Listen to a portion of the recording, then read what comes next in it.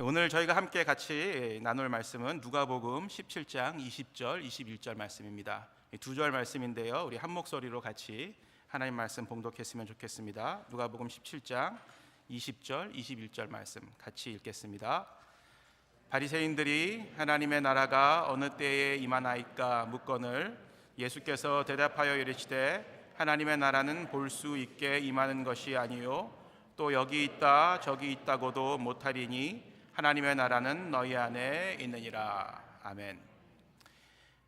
창세기에서부터 요한계시록에 이르기까지 성경 전체를 이렇게 아우를 수 있는 하나의 주제를 셀렉트한다면 저는 주저없이 하나님의 나라, The Kingdom of God을 뽑을 것입니다.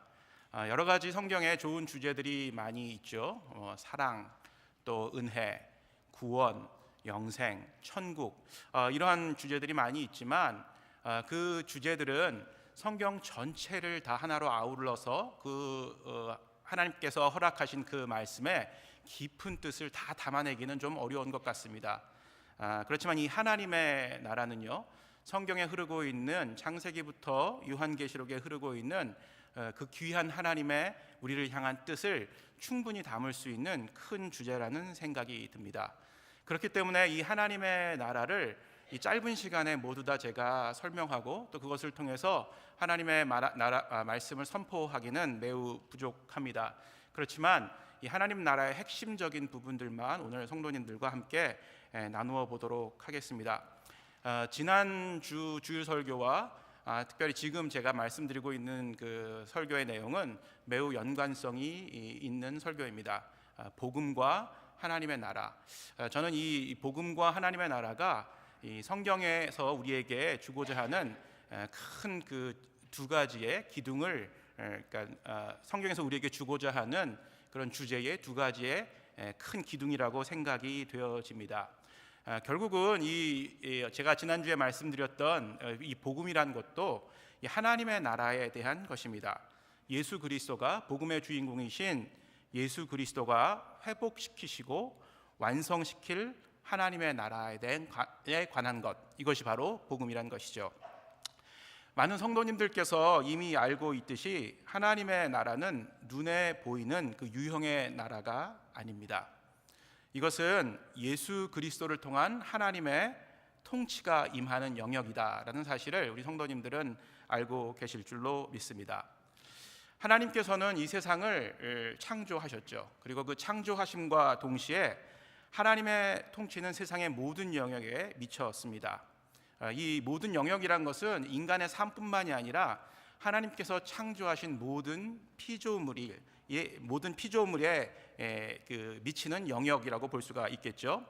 그러나 이 인간의 범죄함으로 인해서 이 세상의 많은 영역에서 하나님의 통치가 영향력을 잃게 되었고, 그 영향력을 잃은 자리에 사단의 통치가 대신해서 들어가게 된 것을 우리는 바라보고 있습니다. 이 영역이라는 것은 사실 우리의 마음에서부터 시작을 해서 가정, 또 일터, 그리고 교회에 이르기까지 광범위한 부분이 포함된다고 볼 수가 있습니다. 우리의 마음에서부터 이 교회에 이르기까지 하나님의 통치의 영역이 미치지 않는 곳이 없었지만 지금은 그 통치의 영향력이 사단의 영향력으로 인해서 상대적으로 많이 줄어든 것이 사실입니다. 요즘 현대를 우리가 살면서 이 우울증과 같은 그 마음의 병들이 많아지고, 또 이혼을 통한 가정이 계속해서 파괴되어져 가고, 또 교회 분쟁으로 인해서 교회가 갈라지고 또 없어지는 그런 모습들을 보면 분명히 이러한 영역들에 하나님의 통치가 온전하게 미치지 못하고 있다는 것의 증거인 것을 우리가 확인하게 됩니다. 예수님께서 이 땅에 오신 목적, 지난 시간에도 말씀을 드렸지만 예수님께서 이 땅에 오신 목적은 죄로 인해 사망의 길을 걷고 있는 인간의 구원을 이루기 위함입니다.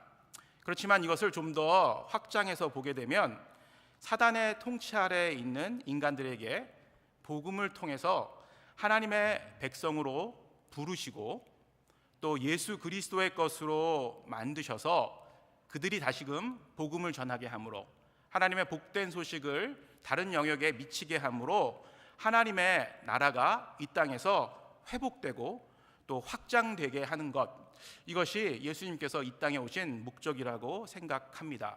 그리고 이것이 성경에서 이야기하고 있는 하나님의 나라에 대한 근본적인 어떤 개념이 아닌가, 이런 생각을 해봅니다. 그래서 예수님께서는 공생의 기간 중에 이 땅에 계실 때 많은 일들을 행하셨지만, 또 선포하시고 가르치시고 병자들을 고치셨지만, 가장 중요한 것은 이 하나님의 나라를 제자들과 무리들에게 가르치고 선포하려고 노력하셨습니다. 우리가 잘 알고 있는 마태복음 13장 말씀을 보게 되면 이 천국 비유에 관한 말씀들이 나와 있는데, 이것이 하나님의 나라가 어떤 것인가에 대해서 예수님이 제자들과 무리들에게 가르치는 그런 내용을 담고 있는 귀한 말씀입니다. 또 예수님께서는 죽으시고 부활하신 후에 40일 동안 이 땅에 계시면서 제자들과 함께 생활을 하셨는데, 그 40일 기간 동안에도 하신 일이 바로 이 하나님의 나라를 제자들에게 가르치셨던 것이고, 또 그들에게 선포하셨던 것입니다. 우리가 잘 알고 있는 사도행전 1장 3절의 말씀에 보게 되면 이렇게 말씀이 나옵니다. 우리 한번 같이 읽어볼까요? 그가 고난 받으신 후에 또한 그들에게 확실한 많은 증거로 친히 살아계심을 나타내사 40일 동안 그들에게 보이시며 하나님 나라의 일을 말씀하시니라. 그렇습니다. 예수님께서는 그렇죠? 죽으시고 부활하셔서 40일 동안 제자들과 함께 생활을 하시면서 한 가지 일에 집중하셨습니다. 바로 Kingdom of God, 하나님 나라가 어떤 것인가에 대해서 제자들에게 가르치셨습니다.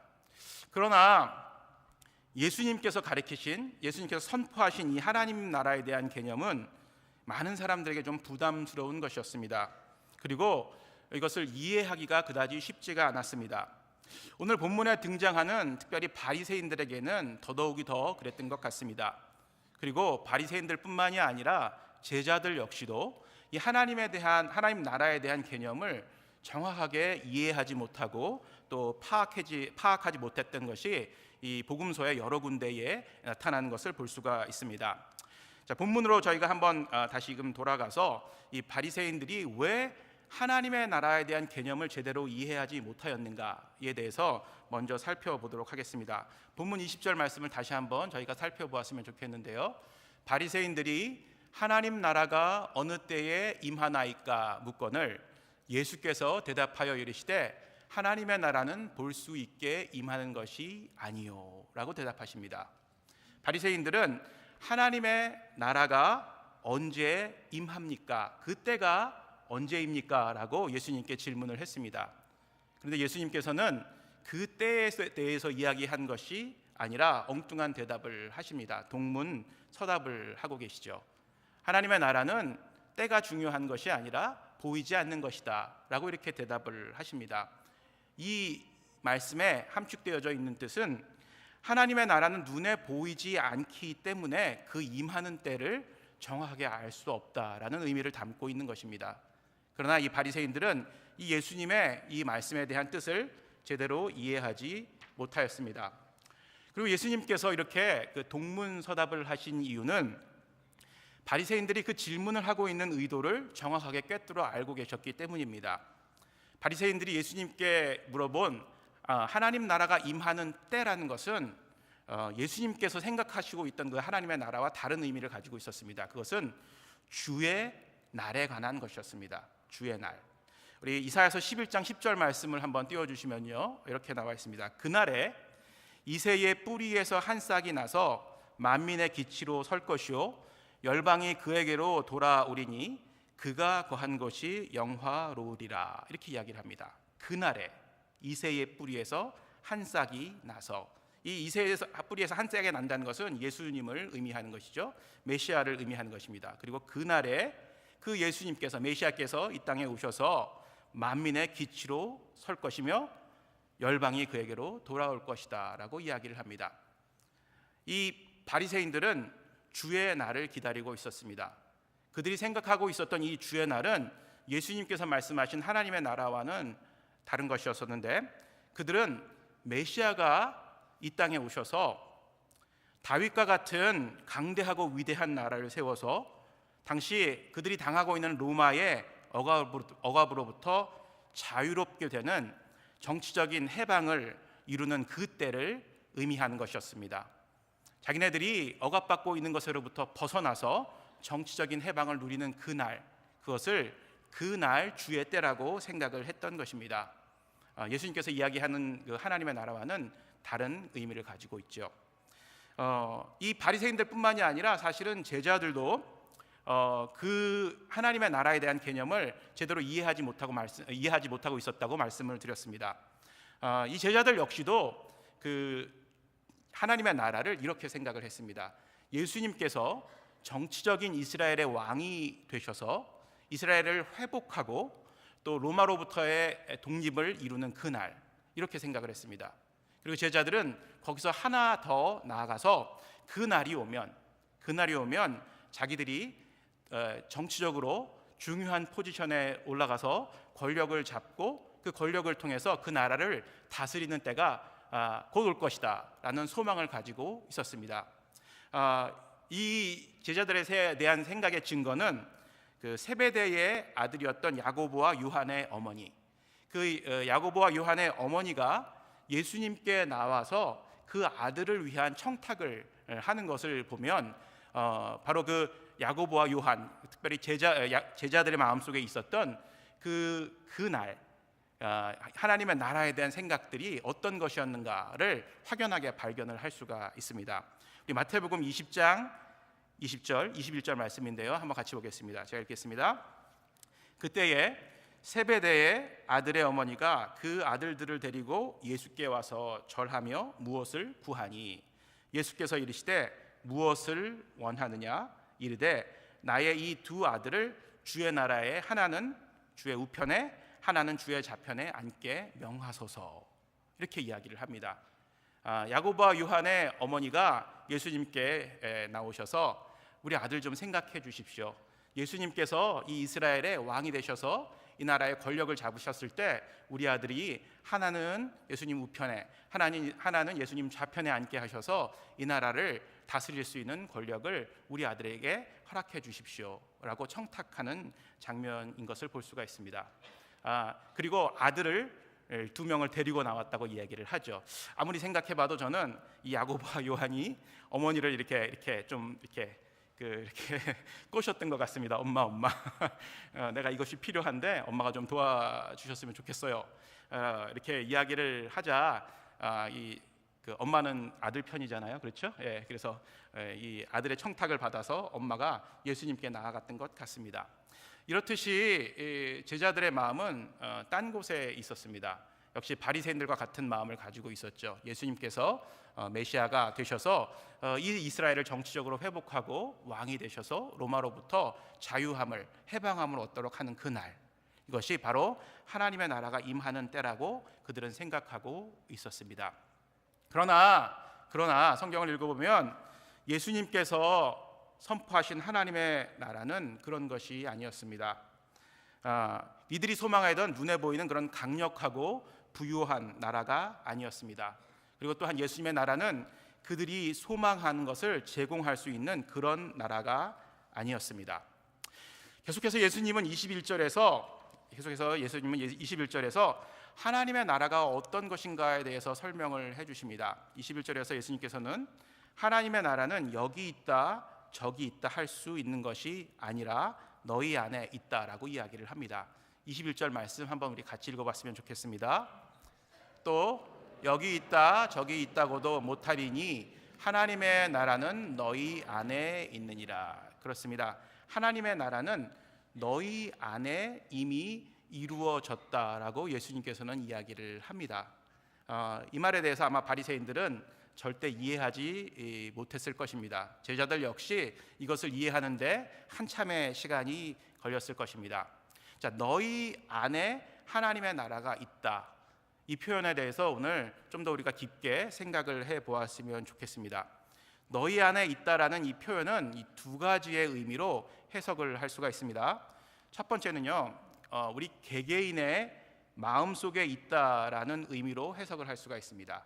우리 마음속에 진짜 있다. Within me. 내 안에 하나님의 나라가 이미 이루어졌다. 두 번째 해석은요, 우리 가운데 하나님의 나라가 임하였다라고 해석을 할 수 있습니다.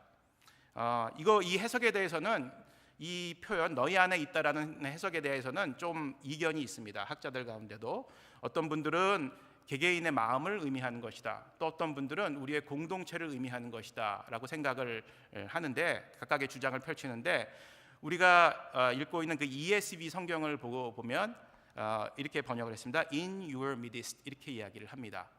그래서 이 번역은 어떻게 보면 개인적인 것보다는 공동체적인 것에 더 초점을 맞추고 있다라고 볼 수가 있습니다. 근데 저는 신학자는 아니지만 이 두 가지 해석이 다 일리가 있다고 생각을 합니다. 너희라는 단어가 바로 개인을 가리키기도 하고 또 공동체를 가리키기도 하기 때문입니다. 그리고 더 중요한 것은 이 하나님의 나라는 개개인의 마음뿐만이 아니라 우리 공동체 안에도 이루어져야 되는 것이기 때문에 저는 이 두 해석이 다 맞다고 생각을 합니다. 자, 먼저 이 하나님의 나라는 우리 개개인의 마음에 임해야 합니다.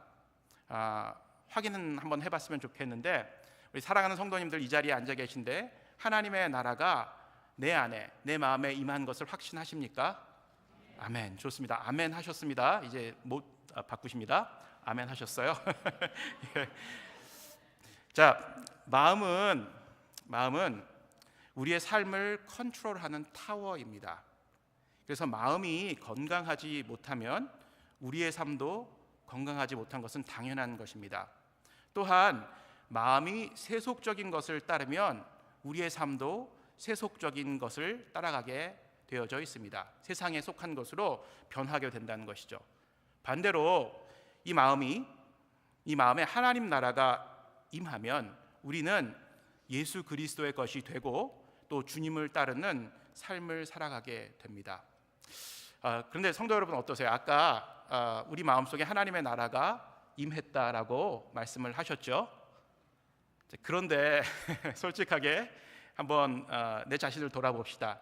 내가 정말 세상적인 것들을 따르지 않고 하나님만을 따라가면서 온전하게 살아가고 계십니까? 네, 대답을 못 하시네요. 예, 괜찮습니다. 저도 역시 마찬가지로 그런 삶들을 계속해서 살아가고 있는 것 같습니다. 또 한 가지는요, 우리 개인의 삶뿐만이 아니라 우리 공동체의 삶에도 하나님의 나라가 임해야 된다고 말씀을 드렸습니다. 그런데 이 공동체에 하나님의 나라가 임하기 위해서는 먼저 우리 개개인의 삶 속에 하나님의 나라가 임해야 되겠죠. 그리고 우리 마음속에 임한 하나님의 나라, 그 하나님의 나라를 소유한 사람들이 가정과 일터와 교회에서 공동체를 이루어 나갈 때 이 공동체의 하나님의 나라는 자연적으로 이루어질 것입니다. 아멘이시죠? 그런데 역시 마찬가지로 우리가 살고 있는 이 공동체 안에도 하나님의 나라가 어떨 때는 이루어지는 것 같지만 어떤 때는 잘 이루어지고 있지 않는 것을 우리가 봅니다. 우리 가정에 어려움이 생기고 또 일터에 어려움이 생기고 또 우리 교회에 어려움들이 생기는 것을 봅니다. 세상적인 기준이 들어와서 우리를 헷갈리게 하고 또 정말 하나님의 말씀대로 우리의 일터와 가정과 교회가 움직여지는 것이 아니라 세상적인 기준과 세속적인 기준으로 움직이는 것들을 봅니다.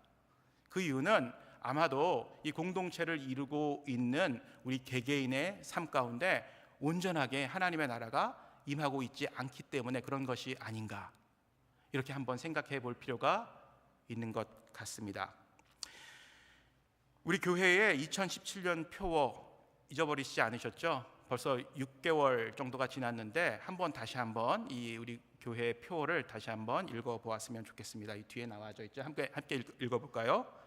한 세 사람을 이루자. 그렇죠. 한 세 사람을 이루자. 이것은 우리가 복음으로 또 말씀으로 새롭게 되어져야 될 뿐만이 아니라 이렇게 새롭게 된 사람들이 하나의 공동체를 이루어서 이 세상을 변화시켜 가야 된다는 그런 의미를 담고 있는 표입니다. 기억하고 계시죠?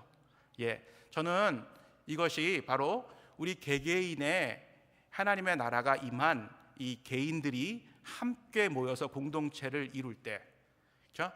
우리 마음속에 하나님의 나라가 임한 개개인이 함께 모여서 공동체를 이룰 때 이 일은 가능하다고 합니다. 생각합니다. 그렇죠? 하나님의 나라가 우리 마음속에 임하고 이 하나님의 나라가 임한 사람들이 모여서 공동체를 이루어 갈 때, 그렇죠? 이 한 세 사람의 비전은 분명하게 이루어질 것이라고 저는 확신합니다. 자, 그렇다면 먼저 중요한 것, 하나님의 나라가 우리 마음속에 어떻게 임할 수 있을까요? 그렇죠? 분명히 하나님의 나라가 우리 마음속에 임하다라고 믿고 고백하고 계신데, 어떨 때는 임한 것 같기도 하고 또 임하지 않은 것 같기도 하고 여전히 내 삶이 불안정하고 어렵게 느껴지는 이유, 그렇죠? 그것은 아무래도 하나님의 나라에 대한 확신이 우리 가운데 없기 때문이 아닌가, 이런 생각을 해봅니다.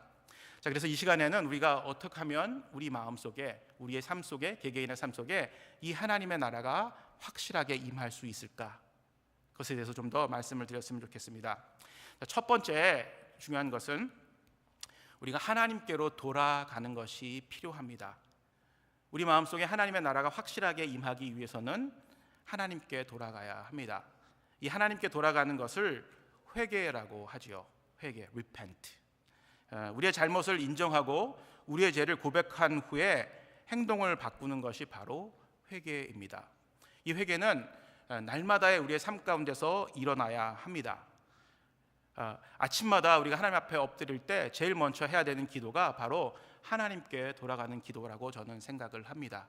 회개의 기도가 우리의 기도의 첫 번째 기도의 제목이 되어야 될 거라고 확신하는데, 그러나 언제부터인지 우리 기독교인의 삶 가운데서 이 진정한 회개가 사라져가고 있는 것을 느끼고 있습니다. 마음이 너무 냉랭해서 그런 것인지, 아니면 삶이 너무 분주해서 그런 것인지, 이 회개의 진정한 모습들이 우리 삶 가운데서 잘 나타나고 있지 않는 것 같습니다. 저 역시 그런 것들을 느끼는데, 여기 계신 우리 성도님들은 어떻게 생각을 하시는지요? 진정한 회개가 우리 삶 가운데서 계속적으로 일어나고 있습니까? 누가복음 15장 말씀, 우리 탕자의 비유로 유명한 말씀인데, 이 말씀은 그 집탕과 돌탕에 대한 이야기입니다. 집탕이 무엇인지 돌탕이 무엇인지 알고 계시죠? 집탕은 집에 있는 탕자고요, 돌탕은 돌아온 탕자, 이것에 대한 준말입니다. 이 누가복음 15장 말씀에서 이제 아버지가 등장하시는데, 아버지는 하나님이십니다. 이 아버지는 집을 떠난 아들을 계속해서 기다리고 계십니다. 마치 하나님께서 우리가 돌아오기를 기다리고 계신 것처럼 이 집 나간 탕자, 그 돌탕을 기다리고 계신 것입니다. 그리고 이 돌탕이 아버지께 돌아왔을 때 이 아버지는 너무 기뻐서 그 돌아온 아들을 위해 잔치를 베풀어 줍니다. 그리고 그 아들을 기쁘게 맞아 드립니다. 이것이 바로 하나님의 마음이죠. 우리가 하나님을 떠나 멀리 있다 하나님께로 돌아가게 된다면 하나님께서는 분명히 우리를 기쁘게 맞아 주실 것입니다. 그러나 집에 남아있던 큰 아들은 어떠했나요? 그렇죠? 그는 자신의 동생이 돌아온 것을 별로 기쁘게 여기지 않았습니다. 그리고 그 동생을 기쁘게 맞아주기는커녕 그 동생을 맞아주는 아버지에게 화를 내고 그 잔치에 참여하지 않는 것을 볼 수 있습니다. 왜 그랬을까요? 그의 마음속에는, 그렇죠? 형님, 집탕이죠. 집에 있던 탕자, 집탕의 마음속에는 자신의 성실함과 의로움을 알아주지 않는 아버지에 대한 불만과 서운함 때문이었습니다. 이 예화가 주는 교훈은 단순히 우리가 그 돌탕으로서 하나님께 돌아가는 것만이 중요한 것이다 라고 이야기하는 것은 아닐 것입니다. 모범생처럼 살아가는 그 큰 아들의 모습이 사실은 우리의 모습일 수 있다는 것을 이야기해주고, 또 그 아들의 모습으로 살아가는 우리들도 하나님께 회개하고 하나님께로 돌아가야 된다는 것을 의미하고 있습니다. 이 큰 아들의 가장 큰 문제는, 그렇죠? 자기 자신의 의로움과 또 정당함과 성실함만을 주장을 했습니다. 내가 무엇이 문제입니까, 아버지? 내가 아버지가 필요할 때 항상 옆에 있었고 아버지를 위해서 내 모든 것들을 드렸는데, 어떻게 나의 성실함과 의로움은 아버지께서 알아주시지 않고 저렇게 집을 떠나서 마음대로 살다 온 동생만 아버지께서는 기뻐하시고 받아주시는 것입니까? 이 큰아들의 모습을 보면 딱 바리새인들의 모습과 같다는 생각을 해봅니다. 이 바리새인들은 자신의 의로움과 자신의 성실함만을 주장하던 그런 사람들이었습니다. 저와 여러분들은 아마도 이 돌탕의 삶들은 살아가지 않았을 것 같습니다. 하나님을 멀리 떠나서 하나님을 배신하고 또 하나님께서 원하시지 않는 그런 삶들을 살다가 하나님께로 어떻게 해서 돌아가지 않으신 분들이 분명히 이 자리에 많으실 것이라고 생각을 합니다. 저 역시 어렸을 때부터 좋은 가정에서 별다른 어떤 신앙에 굴곡 없이 잘 살아왔습니다. 어쩌면 그 돌탕보다는 집탕에 가까운 그런 삶을 살았다고 생각을 합니다. 그러다 보니까 제 마음속에는 항상 난 성실하게 살았어, 나는 의롭게 살았어 하는 그런 마음들이 생겨날 때가 많이 있었습니다. 그러나 하나님께서는 그런 사람들에게도 회개를 요구하고 있다는 사실들을 이 예화를 통해서 우리에게 이야기해주고 있습니다. 하나님 눈에는 집을 떠난 동생이나 또 그 자리에 집에 남아서 아버지를 돕는 그 형님들, 그 형도 모두 다 회개해야 할 대상으로 보고 계셨던 것입니다.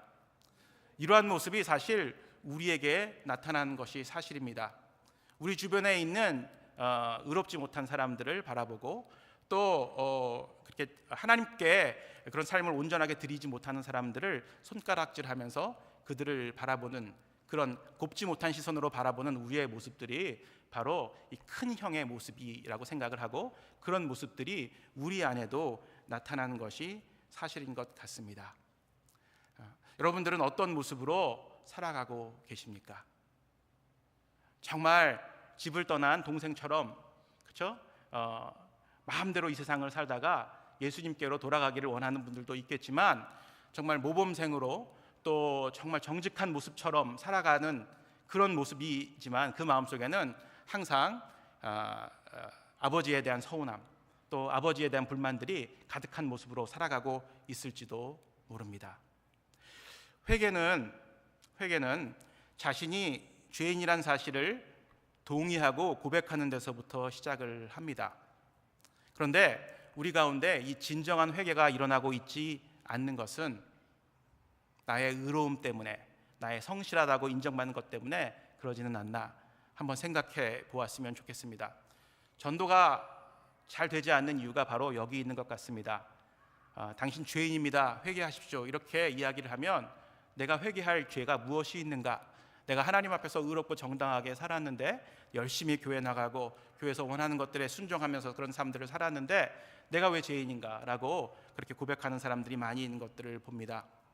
회개는 내 자신이 죄인이라는 사실을 고백하고 거기에 동의하는 데부터 시작이 됩니다. 또한 예수님이 나를 위해 죽으셨다는 사실을 감사하고 또 그 감사하는 그런 표현을 하나님께 드리는 데서부터 시작이 됩니다. 또 마지막으로 회개는 믿음으로 잘못된 것들에서 돌이켜서 아버지께로 가는 행동이 포함되어야 합니다. 우리 안에 진정한 하나님의 나라가 임하기 위해서는 진정한 회개가 우리 안에 있어야 합니다. 하나님, 나는 죄인입니다 라고 고백하는 그런 고백과 또 하나님, 내 죄를 용서해 주신 것에 대해서 감사합니다 라는 진정한 고백, 그리고 우리의 삶을 돌이키는 그런 용기가 있어야 합니다. 또한 더 중요한 것은 회개는 한 번 하고 끝나는 것이 아닙니다. 우리의 일상생활 가운데 이 회개는 지속적으로 일어나야 합니다. 만일 내 삶의 현주소가 작은 아들과 같이 하나님을 멀리 떠나 있거나 아니면 큰 아들과 같이 하나님께 서운한 마음을 가지고 있어서 하나님께 나가는 것을 주저하고 있다면 오늘 이 밤에 저와 함께 기도하실 때 정말 우리의 죄를 고백하고 하나님 앞에 가까이 나가는 성도님들이 되시기를 주의 이름으로 축원합니다. 하나님께 가까이 나가는 방법밖에 없습니다. 하나님의 나라가 우리 안에 임하는 가장 지름길. 그래서 이 시간 회개함으로 하나님께 나가는 저희들 됐으면 좋겠습니다. 두 번째와 세 번째는 지난 5월 성찬주일에 선포되었던 말씀에서 그 방법을 찾을 수가 있습니다. 두 번째 방법과 세 번째 방법, 우리 마음속에 하나님의 나라가 임하는 두 번째 방법과 세 번째 방법은 디모데후서 2장 21절 22절 말씀을 통해서 발견할 수가 있습니다. 우리 함께 그 말씀을 읽어보도록 하겠습니다. 함께 읽겠습니다. 그러므로 누구든지 이런 것에서 자기를 깨끗하게 하면 귀히 쓰는 그릇이 되어 거룩하고 주인의 쓰임에 합당하며 모든 선한 일에 준비함이 되리라. 또한 너는 청년의 정욕을 피하고 주를 깨끗한 마음으로 부르는 자들과 함께 의와 믿음과 사랑과 화평을 따르라. 두 번째 방법은요, 하나님의 나라가 우리 마음속에 임하기 위한 두 번째 방법은 진리가 아닌 것을 멀리하고 날마다 말씀으로 마음을 씻어 하나님의 나라를 담을 수 있는 깨끗한 그릇이 되어야 한다는 것입니다. 진리가 아닌 것이 우리 주변에서 넘쳐나고 있는 세상을 우리는 살아가고 있습니다. 진리인 것 같기도 하고 아닌 것 같기도 하고 참 분별하기가 힘들 때가 많이 있습니다.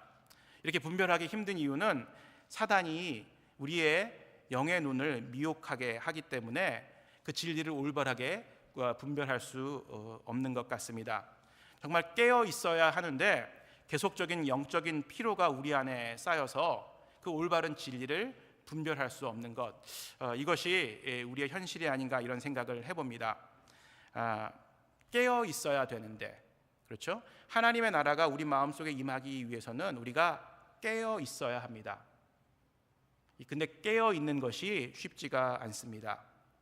깨어 있을 수 있는 유일한 방법은 하나님께 가까이 감으로써만 가능한 겁니다. 이 회개와 역시 같이 비슷한 그 내용을 가지고 있는 것인데, 하나님께 나아가고 더 가까이 가야 있어야지만 우리가 깨어 있을 수 있다는 것입니다. 그러나 하나님께 가는 길이 이렇게 열려져 있는 것처럼 보이지만 막상 그 길로 들어서는 것은 쉬운 일이 아닙니다. 우리의 삶이 너무 분주하고 산만하기 때문에 늘 딴 길을 보고 있습니다. 그리고 때로는 영적인 피로가 너무 많이 쌓여 있어서 다시금 일어날 수 있는 힘이 없는 상태에서 주저앉아 있는 경우도 많이 있습니다. 하나님께 가까이 가기를 원하신다면 우리 삶의 무게를 가볍게 해야 합니다. 그리고 지치지 않도록 우리의 것들을 하나님 앞에 내려놓아야 합니다. 이 깨어 있는다는 것은 내려놓는다는 것을 의미합니다. 혹시 우리가 가지고 있는 것들 중에 우리를 무겁게 하는 것, 우리를 피곤하게 하는 것들이 우리 안에 있습니까? 아마 분명히 무엇인가 있는 것 우리가 알고 있습니다. 그런데 그것을 아직까지도 우리가 움켜잡고 있다면 하나님 앞에 가까이 나가기가 매우 힘들 것입니다. 그리고 깨어 있기가 어려울 것입니다.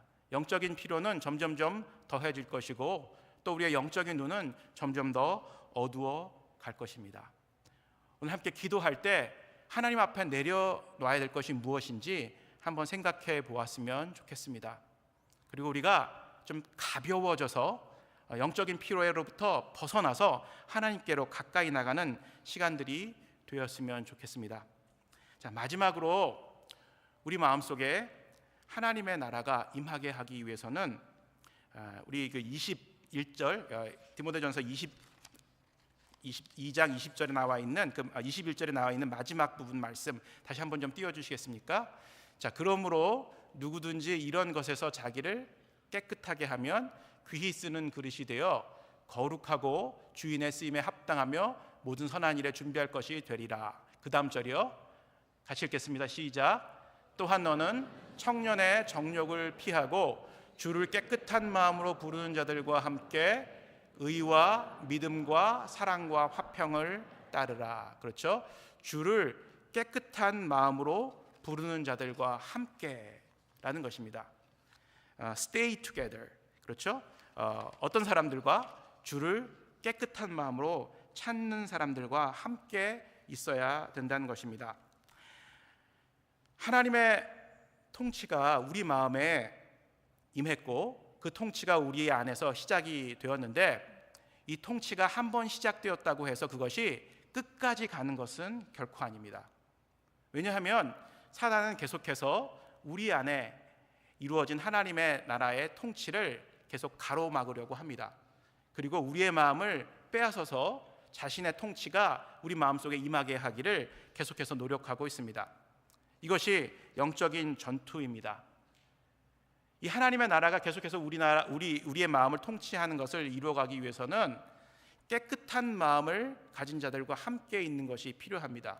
왜냐하면 혼자서는 이 사단의 영을 이겨내기가 매우 힘들기 때문입니다. 영적인 전투에서 혼자 서 있는 것처럼 위험한 것은 없습니다. 저는 우리 교회의 순모임이 이 역할을 할 수 있다고 저는 확신합니다. 순 안에서 말씀으로 서로 새로워지고 다듬어져 갈 때 이 마음에 임한 하나님의 나라는 계속해서 역사하게 되며 우리를 새롭게 변화시켜 나갈 것이라고 저는 확신합니다. 또한 우리의 일터와 또 가정과 교회 안에서 이 하나님의 나라는 잘 세워져 갈 것입니다. 하나님의 나라는 이미 우리 마음속에 임하였습니다. 우리 성도님들 그렇게 고백을 하였죠. 그리고 이 하나님의 나라는 계속해서 우리 안에서 역사하고 있습니다. 그러나 이것이 계속해서 흘러가게 하려면, 이 역사가 계속해서 진행되어 가게 하려면 깨끗한 마음을 가지고 함께 기도할 수 있는 우리의 성도들과 아름다운 공동체를 이루어 나가야 합니다. 서로 돕고 기도하고 서로 섬겨줄 때만, 그렇죠, 사단이 우리 마음속에 이미 이루어진 하나님의 나라를 빼앗아 갈 수가 없는 것입니다. 이 공동체 얼마나 우리에게 소중하고 귀한 것인가 다시 한번 생각해 보았으면 좋겠습니다. 우리 마음속에 이루어진 이 하나님의 나라를 정말 함께 기도하는 가운데 지켜나가고, 또 계속해서 우리 안에 이루어진 하나님의 나라가 우리의 가정과 또 우리의 일터와 우리의 교회에서 확장돼 나가게 할 수 있도록 함께 기도했으면 좋겠습니다. 이 시간 이 자리에 모인 분들이 함께 기도하는 분들입니다. 함께 스테이 투게더 하실 수 있는 분들입니다. 이 시간 마음을 모아 우리 안에 있는 하나님의 나라가 더욱더 확장되고 더욱더 활발하게 이루어져 갈 수 있도록 함께 기도하는 시간 갖도록 하겠습니다.